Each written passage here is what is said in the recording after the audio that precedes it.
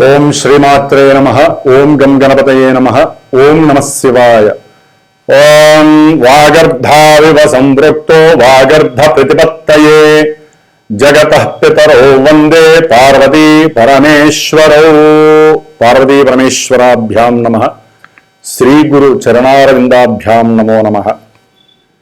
వీక్షిస్తున్నటువంటి ప్రేక్షకులందరికీ కూడా కార్తీక మాస శుభాకాంక్షలు. ధర్మో రక్షతి రక్షితః. మన యొక్క సనాతన ధర్మాన్ని మనం కాపాడుకుంటూ రక్షించుకున్నట్లయితే మన యొక్క ఆచారాలు సాంప్రదాయాలని మనం గనక నిత్యము ఆచరిస్తూ దైవానుగ్రహాన్ని పొందటానికి జపరూపేణ, నామరూపేణ, స్తోత్రరూపేణ, హోమరూపేణ లేదా అభిషేక రూపేణ, కీర్తన రూపేణ ఏదో రూపేణ మనము ఆ భగవద్ ధ్యానాన్ని గనక ఆచరించినట్లయితే శరీరము, మనసు, బుద్ధి అట్లాగే పంచేంద్రియాలు ఇవన్నీ కూడా చక్కగా నిలబడి మన యొక్క జీవితం మొత్తము కూడా శాశ్వతమైనటువంటి ఎన్నో శుభ ప్రక్రియల్ని అనుభవింపజేస్తూ జన్మ సార్థకతని ప్రసాదిస్తూ ఉంటాయి. ముఖ్యంగా వీక్షిస్తున్నటువంటి ప్రేక్షకులందరూ కూడా ఒక విషయాన్ని గుర్తుపెట్టుకోండి. ఈ గోచార కాలచక్రము మనకి శరీరం బట్టిది. ఎందుకంటే ఇది చంద్రుడికి సంబంధించినటువంటిది. మనం జన్మించినటువంటి సమయంలో డేటు, టైము, ప్లేసు ఏదైతే ఉంటాయో అవి మాత్రమే మనకి ప్రాణం లాంటిది. ఎందుకంటే ఆ మనం పుట్టిన ఆ సమయానుకూలంగా మాత్రమే మనకి ఒక లగ్నము అనేటటువంటి ఒక ప్రాణము ఏర్పడుతుంది సూర్యుడి యొక్క ఉదయం ద్వారా, అస్తమయం ద్వారా. కాబట్టి ఆ లెక్కల ద్వారా ఏర్పడినటువంటి ఈ ప్రాణము అంటే జన్మ లగ్నం అనేటటువంటిది దాన్ని బట్టే మనకి ఏ ఏ భావాలు ఏ విధంగా ఉంటాయి. అది ఆరోగ్యము, ధనము, విద్య, సహాయ సహకారాలు, ఇట్లా ముఖ్యంగా వివాహము, సంతానము, కర్మ, ఉద్యోగము, వ్యాపారము, అభీష్ట సిద్ధి, చివరికి మనం పోయేటటువంటి నిద్ర, ఇవన్నీ కూడా ఆ భావాల్ని బట్టి మాత్రమే ఆధారపడి ఉంటాయి. మరి అట్లాగే దశలు, అంతర్దశల్ని బట్టి కూడా మన యొక్క జన్మజాతకం రీత్యా మాత్రమే ఇప్పుడు కాలమానంలో ఈ గోచారము అన్వయిస్తూ ఉంటారు. కాబట్టి జన్మ గోచారము అంటే ఇప్పుడు చెప్పేటటువంటి ఈ మేషరాశి నుంచి ద్వాదశ రాశి ఫలితాలు మీనరాశి వరకు కూడా కొంతవరకు మాత్రమే మనం అన్వయించుకోవడానికి అవకాశం ఉంటుంది. జన్మజాతకము మాత్రమే పర్ఫెక్ట్ రిజల్ట్స్ని మనకిస్తుంది. అంటే ఎవరికి ఏ విధమైనటువంటి సమస్యలు అనుభవిస్తున్నా, ఈవెంట్స్ జరగకపోయినా, అట్లాగే ఏదైనా అనర్థాలు జరుగుతున్నా, ప్రమాదాలు జరుగుతున్నా, లేదా వివాహాలు ఆలస్యము, సంతానపరంగా సమస్యలు ఏవి జరిగినా అవన్నీ కూడా జన్మలగ్నానికి మాత్రమే లింక్ అయ్యి ఉంటాయి. దశ అంతర్దశలు మాత్రమే మనల్ని ప్రభావితం చేస్తే గుర్తుపెట్టుకోండి. ఎందుకంటే కొంతమంది మాకు జన్మగోచారంలో చెప్పినవన్నీ జరగట్లేదండి అంటారు, కొంతమంది మాకు జరుగుతున్నాయండి అంటారు. కాబట్టి కొంతమంది ఇవన్నీ ట్రాష్ అని తీసేస్తారు. ఏది ట్రాష్ ఉండదండి, ప్రతిదీ కూడా గ్రహాలు ఇచ్చేటటువంటి ఫలితాలను బట్టే ఆధారపడి ఉంటాయి. అది గుర్తుపెట్టుకోండి. కాబట్టి ఎవరైనా జన్మజాతక రీత్యా తెలుసుకోవాలి అనుకుంటే చక్కగా మా యొక్క శ్రీమాత జ్యోతిషాలయ పీఠానికి ఫోన్ చేసి మీ యొక్క జన్మజాతక విశేషాలని చక్కగా తెలుసుకోవచ్చు. అట్లాగే ముఖ్యంగా మనకి ఈ యొక్క కాలచక్ర గోచారంలో ఇప్పుడు ప్రజెంట్ నవంబర్ 1 నుంచి నవంబర్ 30వ తేదీ వరకు కూడా కార్తీక మాస విశేష శుభాకాంక్షలు. అట్లాగే కార్తీక మాసంలో ఎన్నో విశేషమైనటువంటి పండుగలు మనకి కనిపిస్తూ ఉంటాయి. 5వ తారీఖు నవంబర్ 5 పౌర్ణమి, కార్తీక పౌర్ణమి కావచ్చు. 8వ తారీఖు సంకష్టహర చతుర్థి గణపతి పండగ కావచ్చు. అట్లాగే నవంబర్లో మనకి 18వ తారీఖు మాస శివరాత్రి, 20వ తారీఖు కార్తీక అమావాస్య గురువారము. అట్లాగే మార్గశిర మాసం కూడా వస్తోంది 21 నుంచి 26వ తారీఖు నవంబర్ 26వ తారీఖున మరి సుబ్రహ్మణ్య షష్ఠి, కుమార షష్ఠి. మనకి సంవత్సరానికి ఒకసారి ఆ సుబ్రహ్మణ్యేశ్వర స్వామి వారి యొక్క అనుగ్రహం మనకి లభిస్తూ ఉంటుంది. కాబట్టి వివాహం కానటువంటి వాళ్ళు, ఆలస్యమైనటువంటి వారు, దంపతుల మధ్య ఏదైనా ఎడబాట్లు జరిగినటువంటి వాళ్ళు, అట్లాగే జన్మజాతకంలో కుజదోషాలను ఉంటాయి. మన జన్మజాతకంలో లగ్నం నుంచి, చంద్రలగ్నం నుంచి కూడా 1, 2, 4, 7, 8, 12 ఈ స్థానాల్లో కుజగ్రహం ఉన్నా, కుజగ్రహ దృష్టి ఉన్నా కూడా కుజశుక్రుల సంబంధము ఉన్నా కూడా ఎన్నో రకాలైనటువంటి సమస్యలు వివాహపరంగా కావచ్చు, సంతానపరంగా కావచ్చు, ఇట్లా కుజదోషాలని మనకి ఎన్నో ఇబ్బందులు, కాలసర్పయోగ దోషంలో కూడా కుజగ్రహ ప్రభావం ఉంటుంది. అట్లాగే ముఖ్యంగా 28వ తారీఖు కాలభైరవాష్టమి. కాబట్టి ఇన్ని రకాల పండుగలు మనకి కార్తీక మాసంలో కనిపిస్తున్నాయి, మార్గశిర మాసంలో.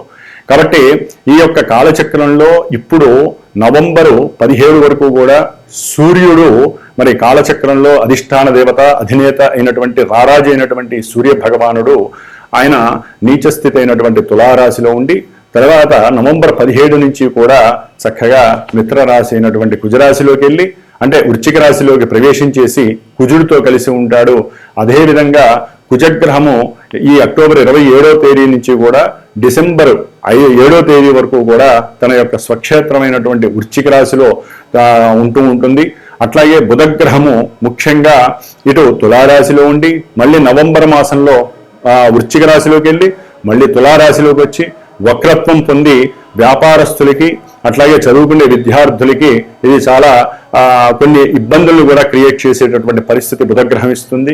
గురుగ్రహము మరి ఆల్రెడీ మనకి అక్టోబర్లోనే 18వ తారీఖున ఉచ్చస్థితి అయినటువంటి కర్కాటక రాశిలోకి వచ్చి ఎన్నో విశేషమైనటువంటి శుభ ఫలితాలు అందిస్తున్నారు. ఆయన డిసెంబర్ 5వ తారీఖు వరకు ఆయన ఇదే రాశిలో ఉంటారు. ముఖ్యంగా శని భగవానుడు మరి వక్రత్వం చెంది 4-5 నెలలు అవుతోంది. ఆయన మీనరాశిలో ఉండి అదే మీనరాశిలో పూర్వభాద్ర నక్షత్రంలో ఈ నెల నవంబర్ 28వ తేదీన మళ్ళీ రుజుమార్గం డైరెక్ట్ మోషన్లో ప్రభావితం చేస్తాడు. ఎన్నో రాశులను ప్రభావితం చేసి ఏలినాటి అష్టమ అర్ధాష్టమ శని ప్రభావాలు అధికంగా ఉండేటట్టుగా కొన్ని రాశులు ఉన్నాయి కదా, ఆ రాశులందరికీ మళ్ళీ ఆ యొక్క ఇబ్బందులు, సమస్యలు మళ్ళీ ప్రిపేర్ అవుతూ ఉంటాయి. అట్లాగే రాహుగ్రహము, ఈ రాహుగ్రహము నవంబర్ 23 తర్వాత కుంభరాశిలో ఉండి సొంత నక్షత్రంలో వచ్చేస్తాడు, శతభిష నక్షత్రంలో. ఇది కొంచెం దోషప్రదం, రాహు బలంగా ఉన్నట్టు లెక్క. శని రాశిలో ఉండి సొంత నక్షత్రంలో ఉన్నటువంటి రాహువుకి తిరుగు ఉండదు. అట్లాగే ఇప్పటి వరకు పూర్వభాద్ర నక్షత్రంలో ఉండటం వలన రాహువు కొంత గురువు యొక్క ఫలితాలను కూడా ఇస్తూ కొంత శుభపరిచినటువంటి పరిస్థితులు కొన్ని రాశులు ఉన్నాయి. కేతువు సింహరాశిలో ఉండి మరి శుక్ర నక్షత్రంలో ఉన్నాడు సింహరాశిలో. కాబట్టి ఈ విధంగా గ్రహాలు ఈ విధంగా నవంబర్ నెలలో ఇమిడి కొన్ని రాశుల వాళ్ళకి ఇబ్బందులు, కొన్ని రాశుల వారికి శుభ ఫలితాలు జరుగుతాయి. జన్మజాతక రీత్యా ఈ గ్రహాలు ఏ ఏ నక్షత్రాల్లో ఉన్నాయి, శుభ ఫలితాలను ఇచ్చేటటువంటి కొన్ని ఈవెంట్స్ ఇచ్చే గ్రహాలు కాలచక్రంలో ఏ గ్రహమైనా గుర్తుపెట్టుకోండి. జన్మజాతకంలో శుభ ఫలితాలను శుభస్థానాల్లో ఉండి ఇప్పుడు గోచారంలో శత్రుక్షేత్రాలలో ఉంటే వాటి యొక్క ఎఫెక్షన్ అనేటటువంటిది అంత శుభాలను ఇవ్వదు. అట్లాగే మనం పుట్టినప్పుడు జన్మజాతకంలో కొన్ని గ్రహాలు నీచక్షేత్రాలు, పాపక్షేత్రాలలో ఉండి ఇప్పుడు ప్రజెంట్ గోచారంలో మిత్రక్షేత్రాలు కావచ్చు, తన యొక్క సొంత ఇంట్లో కానీ ఉచ్చక్షేత్రాల్లో ఉంటే చాలా వరకు శుభ ఫలితాలను ఇవ్వడానికి ఈ గోచార చక్రము చాలా ఉపయోగపడుతుంది. అవి తెలుసుకోవడానికే మరి గోచార చక్రం రీత్యా ఎంతో మంది గురువులు చక్కగా వారికి ఉన్నటువంటి జ్ఞానాన్ని, లోక విజ్ఞానాన్ని, అంతరిక్ష విజ్ఞానాన్ని మీ అందరికీ తెలియజేస్తున్నారు. కాబట్టి మరి మేషాది మీనరాశి పర్యంతం ఈ నవంబర్ 1 నుంచి 30 వరకు ఏ విధంగా ఏ ఏ రాశుల వారికి మరి విద్య, ఉద్యోగము, ఆరోగ్యము ఇట్లా ఎన్నో రకాల మీద వాటి యొక్క ఎఫెక్షన్ పడుతుంది. అవన్నీ కూడా వీక్షిద్దాము.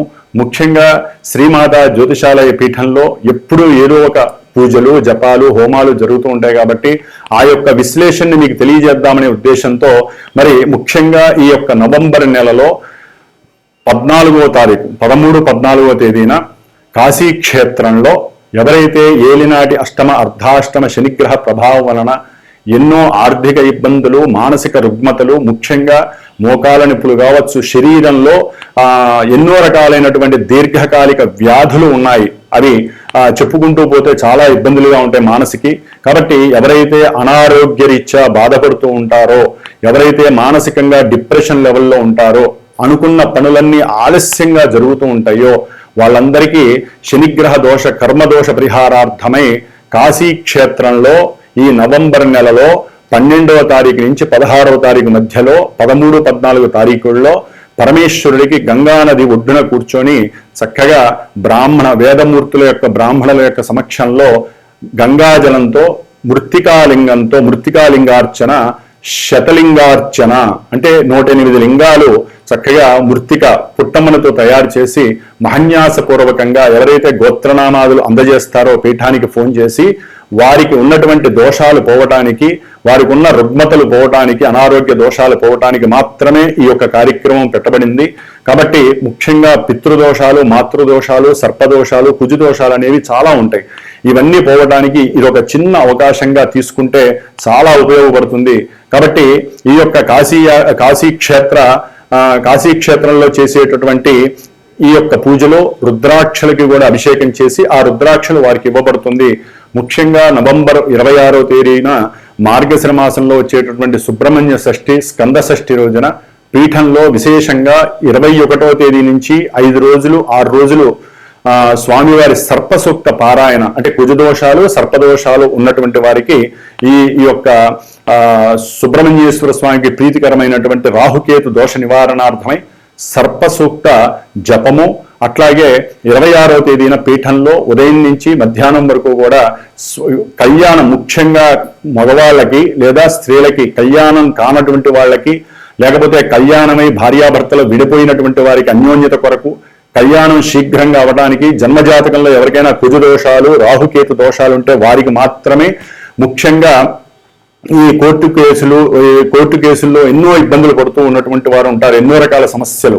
కాబట్టి ఆ యొక్క సమస్యలు ముఖ్యంగా వివాహము, సంతానము, అట్లాగే విద్యలో ఆటంకాలు, వీటికి సంబంధించి కుజరాహుకేతు దోషాలు పోవడానికి సుబ్రహ్మణ్య షష్ఠి మనకి సంవత్సరానికి ఒకసారి వస్తుంది. ఆ రోజున శ్రీ వల్లీ దేవసేన సమేత శ్రీ సుబ్రహ్మణ్యేశ్వర స్వామి వారి యొక్క కళ్యాణం జరుగుతుంది. కాబట్టి కళ్యాణం కోరుకునేటటువంటి వాళ్ళు చక్కగా ఆ యొక్క కళ్యాణంలో పార్టిసిపేట్ చేయొచ్చు. హైదరాబాద్లోనే కాబట్టి వచ్చేవాళ్ళు చక్కగా రావచ్చు.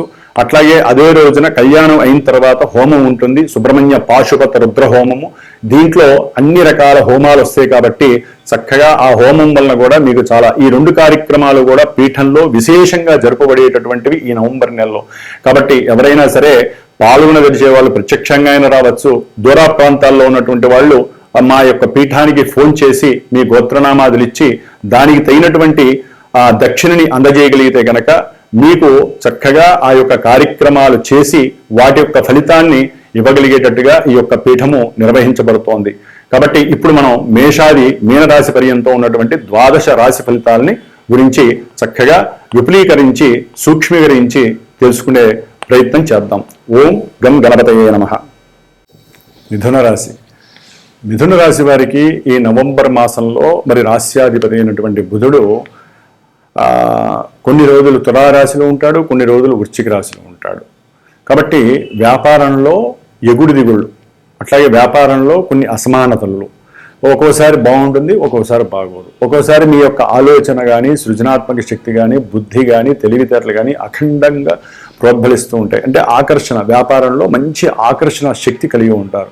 ఉన్నట్టుండి ఒక్కోసారి దాంట్లో డౌన్ఫాల్ అయిపోతూ ఉంటారు. అంటే బుధుడు ఈ నెలలో వక్రించి అటు ఇటు ట్రాన్స్ఫర్ అవుతూ ఉంటాడు. ఇటు తులారాశిలో వ్యాపార క్షేత్రంలో, అటు అష్టమ రాశి అయినటువంటి కుజక్షేత్రంతో, కుజుడితో కలిసి బుధుడు కొన్ని అనారోగ్య సమస్యలు, రవితో కలిసినటువంటి బుధుడు ఆత్మవిశ్వాసంతో వ్యాపారంలో ఎంత దూరమైన వెళ్ళాలని మంచి పోటీ ఇచ్చే తత్వాన్ని, మీకు ఉన్నటువంటి బుద్ధిని క్రియేట్ చేస్తూ ఉంటారు. ఒక్కోసారి అబద్ధాలు చెప్పైనా వ్యాపారం చేయాలనే ధోరణిలో ఉంటారు, లేకపోతే మోసపోతూ ఉంటారు, మోసం చేయాలని అనిపిస్తూ ఉంటుంది. అంటే ఇక్కడ ట్రాన్స్లేట్ అవుతూ ఉంటుంది అన్నమాట బుధుడి యొక్క పరిస్థితి. అందుకని బుద్ధిని కాన్స్టెంట్గా ఉంటుకోండి. విష్ణు సహస్రనామ పారాయణని ఎక్కువగా రోజు ఒక్కసారైనా చదవండి. లేదా అది చేయలేని సమయం లేనటువంటి వాళ్ళు ఓం నమో నారాయణాయ అనేటటువంటి చక్కటి అష్టాక్షరి మంత్రాన్ని కనుక రోజు ఒక 108 సార్లు కనుక జపించినట్లయితే మీ యొక్క బుద్ధి, మైండ్ కాన్స్టెంట్గా ఉంటుంది, మంచి ఉన్నత వాక్కు లభిస్తుంది, మంచి ఆకర్షణ ఉంటుంది, వ్యాపారంలో వృద్ధి కలుగుతుంది, కొత్త వ్యాపారాల వైపు మగ్గు జరుగుతుంది. అట్లాగే బిజినెస్లో ఏదైనా గవర్నమెంట్ నుంచి కూడా మీకు ప్రోద్బలం లభించే అవకాశము ఆఫ్టర్ ఈ నవంబర్ 17 తర్వాత ఉంటుంది. ఈ నవంబర్ 17 లోపలే మీరు కొంచెం బుద్ధిని ప్రశాంతంగా ఉంచుకోవాలి. అట్లాగే మంచి ఉల్లాసాన్ని, కీర్తిని, అట్లాగే మీ యొక్క మొండితనాన్ని కొంచెం గనక జాగ్రత్తగా గనక పక్కన పెట్టినట్లయితే గనక కుజగ్రహము 6వ స్థానంలో ఉండి ఎన్ని కార్యక్రమాలు శుభప్రదాలు జరుగుతాయో అన్ని జరుగుతాయి. అంటే మీరు రాసే ఎగ్జామ్స్లో కానీ, మీరు ఆడే క్రికెట్ కానీ, లేదా ఫుట్బాల్ కానీ, మీరు ఆడే ఆటల్లో కానీ నవంబర్ 17 తర్వాత కూడా ఈ రవి కుజుల కలయిక గవర్నమెంట్ పథకాలు, గవర్నమెంట్ నుంచి మంచి కీర్తి మన్నలలు, ప్రతిష్టలు ఆకస్మికంగా మీకు లభిస్తూ ఉంటాయి. అంటే కోరుకున్నది కోరుకున్నట్టుగా జరుగుతుంది. ముఖ్యంగా ఏదైనా గృహపరంగా మీరు గవర్నమెంట్ నుంచి ఏదైనా కొంచెం ధనాన్ని కనుక ఆశించినట్లయితే, అంటే పెట్టుబడిగానో ఫైనాన్స్ పరంగానో అనుకున్నట్లయితే కనుక చక్కగా అవి కూడా లభించడానికి నవంబర్ 17 తర్వాత అవకాశం ఉంది. అన్నిటికన్నా ముందు గురుడు ద్వితీయంలో చక్కగా ఉచ్చ స్థితిలో ఉన్నాడు. వ్యాపారంలో ఒక స్థాయిలో ధనం అనేది మీకు వచ్చి పడుతూ ఉంటుంది. అట్లాగే వివాహం కోసం ప్రయత్నించే వాళ్ళకి వివాహ యోగము మాట ముచ్చట్టు జరిగే అవకాశం ఉంటుంది. తల్లిగారి యొక్క ఆస్తులు లేకపోతే తండ్రి గారి యొక్క ఆస్తులు మీకు కలిసి మీ యొక్క ధనము ఇంకొంచెం రెట్టింపయ్యే అవకాశం మిథున రాశి వారికి కనిపిస్తోంది. కాకపోతే మీకు దూరంలో ఉన్నటువంటి పిల్లల ద్వారా వివాహానికి సంబంధించి తల్లిగారు ఇక్కడ సంకల్పిస్తారు వివాహం చేయాలి అని. అయితే దానికి కూడా వాళ్ళు సమ్మతమై ఇంట్లో గృహంలో మీ మాట వాక్కు మీకు సఫలీకృతం జరుగుతుంది. చక్కగా మృష్టాన్న భోజన ప్రాప్తి, విందులు, వినోదాలు, పెళ్లిళ్ళు ఇలాంటివన్నీ కూడా మీరు వెళ్ళి ఆనందాన్ని షేర్ చేసుకుంటారు. ఏదైనా అఖండమైనటువంటి ధనాభివృద్ధి కలుగుతుంది. విద్యార్థులకి చాలా చాలా మోస్ట్ అడ్వాంటేజ్ పీరియడ్ అని కూడా చెప్పుకోవచ్చు. చెప్పా కదా, కొంచెం జాగ్రత్త పడుతూ బుద్ధిని యాక్టివేట్ చేస్తే కనుక విద్యార్థులకు కూడా ఏదో రూపకంగా ధనం అనేది యాక్టివేట్ అవుతూ ఉంటుంది. చాలా బాగుంది. ఉన్నతమైనటువంటి ముఖ్యంగా ప్రయాణాలు, వీరు ప్రయాణాలు చేయటానికి కూడా చాలా అనుకూలమైనటువంటి సమయం ఈ నెలాఖరులో కనిపిస్తుంది. దూర ప్రాంతాలకు వెళ్తారు. అట్లాగే ఉద్యోగంలో కూడా కొంచెం వెసులుబాట్లు, కొంచెం మార్పులు కలగడానికి అవకాశం ఉంటుంది. కర్మ దోషాలు కొంత మిమ్మల్ని ఇప్పటిదాకా వెంటాడితే ఇప్పుడు కొంచెం ఒకందుకు మిమ్మల్ని బయటపడేయడానికి అవకాశము కలగడానికి ఎక్కువ అవకాశాలు ఉన్నాయి. ఏదేమైనప్పటికీ పంచమంలో ఉన్నటువంటి శుక్రుడు మీరు కోరుకున్నటువంటి మనో అభీష్టాలని, అట్లాగే మీకున్నటువంటి దైవానుగ్రహాన్ని మీ దగ్గరికి బలం రూపంలో చేస్తుంది. ముఖ్యంగా ఎవరైతే లక్ష్మీదేవి అష్టలక్ష్ములు కావచ్చు, కనకదార స్తోత్రం కావచ్చు, శ్రీ సూక్త జపపారాయణ కావచ్చు, లేకపోతే లక్ష్మీ హోమాలు కావచ్చు, కార్తీక మాసంలో దీపారాధన పెట్టినా మీకు లక్ష్మీప్రదమే. ప్రేమించుకున్నటువంటి వధూవరులకు మాత్రం వివాహ యోచన చాలా అద్భుతంగా కనిపిస్తోంది. షేర్స్ అండ్ సెన్సెక్స్ లేకపోతే ఏదైనా సరే ఏదో రకంగా మీకు ధనము ఒక లాటరీ తగిలితే ₹1,00,00,000 ఎట్లా వస్తాయో అంతటి యోగము మిథున రాశి వారికి శుక్రబలం ఈ నెలల్లో కనిపిస్తోంది. అటు గురుబలము, ఇటు శుక్రబలము, ఇటు రవి కుజుల బలము, అట్లాగే బుధ బలము, ఇన్ని రకాల బలాలు మిథున రాశి వారికి ఆకట్టుకుంటున్నాయి. కాబట్టి మిథున రాశి వారికి చాలా అత్యద్భుతమైనటువంటి సమయము. అటు గురుడు, కేతువు, అట్లాగే శుక్రుడు, బుధుడు, రవి, కుజుడు, అట్లాగే ఉన్నంతలో రాహువు, శని మాత్రము కొంచెం ఇబ్బందిగా ఉన్నారు. కాబట్టి వీరు ఆరోగ్యరీత్యా కొంచెం జాగ్రత్తగా ఉండండి. లేనిపోని ఆలోచనలు, డిప్రెషన్స్ పెట్టుకోకండి. కాబట్టి వీరు ఎక్కువగా హనుమత్ ఆరాధన చేయండి. రాహు మరియు శని ఇచ్చేటటువంటి నెగిటివ్ ఫలితాల నుంచి తప్పించుకోండి. ఓం హనుమతే నమో నమః. వీక్షిస్తున్నటువంటి ప్రేక్షకులందరికీ ఒక చిన్న విన్నపం అండి. మనకి ఈ యొక్క కమ్యూనికేషన్ అంటే ఇంటర్నేషనల్ కమ్యూనికేషన్ కావచ్చు, దూరాభారాల్లో ఉన్న వాళ్ళు కావచ్చు, మనకి దగ్గరలో ఉండి ఎప్పుడు మనం సెల్ ఫోన్ వాడుతూ ఉంటాం. ఆ సెల్ ఫోన్లో ఎక్కువగా యాక్టివేట్ చేసేది మనం వాట్సప్.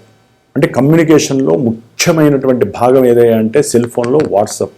తెల్లారు లేస్తే వాట్సప్ ఆన్ చేస్తే మన బంధువుల ద్వారా కావచ్చు, ఆయన ద్వారా కావచ్చు, తల్లి, తండ్రి, కొడుకు ఎవరైనా సరే ఆ వాట్సప్ అనేటటువంటి ఆ వాట్స్ యాప్ని ఎక్కువగా యూజ్ చేస్తూ చాలా తన్మయత్వాన్ని, ఆనందాన్ని, ఎక్కడెక్కడ విషయాలని మనం చేరవేసుకుంటూ వాట్సప్ అనే ద్వారా చక్కగా వీడియో కాల్లో మాట్లాడతాం, మామూలుగా వాయిస్ కాల్ మాట్లాడతాం, మెసేజ్లు పంపిస్తూ తీసుకుంటూ ఉంటాం.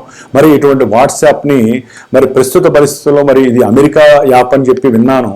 మరి అమెరికాలో ఉన్న ఫ్లక్చువేషన్స్ వలన మరి దేని వలన తెలియదు, వాట్సప్ అనేటటువంటిది మనకి పెద్ద అగాధమైనటువంటి విషయం అయిపోయింది. వాట్సప్లో మెసేజ్లు నెలకి ఇన్ని మాత్రమే పరిమితం చేస్తూ ఒక వ్యక్తికి ఒక మెసేజ్ చేస్తే అది పోతోంది. ఒక 250 మందికి మెసేజ్ చేయాలంటే ఒక్కసారే జరుగుతోంది. కాబట్టి మనకున్న కమ్యూనికేషన్ దెబ్బతింటోంది. కాబట్టి మన ఇండియాలో జోహో అనేటటువంటి ఒక తమిళ్ యాప్, తమిళియన్ ఒక ఆయన మరి అరట్టాయ్ అనేటటువంటి వాట్సాప్కి ప్రత్యామ్నాయంగా ఈ మెసేజెస్ కానీ ఏదైనా సరే మనకున్న టాలెంట్తో ఆయన ఏర్పాటు చేశారు కాబట్టి దీన్ని మనం ఎరక్టాయ్ అనేటటువంటి ఈ వాట్సాప్ బదులు మనం ప్రత్యామ్నాయంగా పెట్టుకుంటే మన కమ్యూనికేషన్ వ్యవస్థ దెబ్బతినకుండా ఉంటుంది. ఎందుకంటే ఉద్యోగాలు కావచ్చు, వివాహాలు కావచ్చు, మ్యాట్రిమోనియస్ కావచ్చు, జ్యోతిష్యం కావచ్చు, లేకపోతే మీకు శుభ పరిణామాలు, శుభ విషయాలు తెలియాలన్నా, ప్రపంచంలో జ్ఞానం, లోక జ్ఞానం తెలియాలన్నా వాట్సాప్ మీదే ఆధారపడి ఉన్నాం. ప్రస్తుత పరిస్థితుల్లో మనకి వ్యక్తులతో సంబంధం లేదు, మనకి ఈ యొక్క కమ్యూనికేషన్ వ్యవస్థ పడిపోకూడదు. సత్సంబంధాలు అనేవి ఆల్రెడీ కుటుంబాల్లో దూరం అయిపోయినాయి. ఏదో వాట్సాప్లో ఉన్న మనం ఆ సత్సంబంధాలని మనం చక్కగా అనుభవిస్తున్నాం. కాబట్టి అందరూ కూడా గుర్తుపెట్టుకోండి, అరక్టాయ్ అనేటటువంటి ఇండియన్ యాప్ని అందరూ చక్కగా పెట్టుకోండి. ఎందుకంటే నేను మీకు విషయం చేయాలన్నా మీరు ఆ అరక్టాయ్ యాప్లో ఉండాలి. కాబట్టి చక్కగా ఈ యొక్క యాప్ని అందరూ డౌన్లోడ్ చేసుకోండి. చక్కగా ప్లే స్టోర్కి వెళ్ళి అందరం కూడా ఈ యొక్క యాప్ ద్వారా మళ్ళీ మన యొక్క కమ్యూనికేషన్ని పునరుద్ధరణం చేసుకుంటూ ముందుకు వెళ్ళాలని, ఏదో నాకు తోచినటువంటి ఈ విషయాన్ని అందరికీ తెలియజేయాలని, నేను అనుభవిస్తున్నటువంటి వాట్సాప్ని కొంత ఇబ్బందిగా మారింది కాబట్టి మీరందరూ అరక్టాయ్ని యూజ్ చేయండి. భవిష్యత్తులో మనందరం కూడా ఆ యొక్క యాప్ ద్వారా కమ్యూనికేట్ చేసుకుంటూ శుభాలని చర్చించుకుందాం. ఓం శుభమస్తు.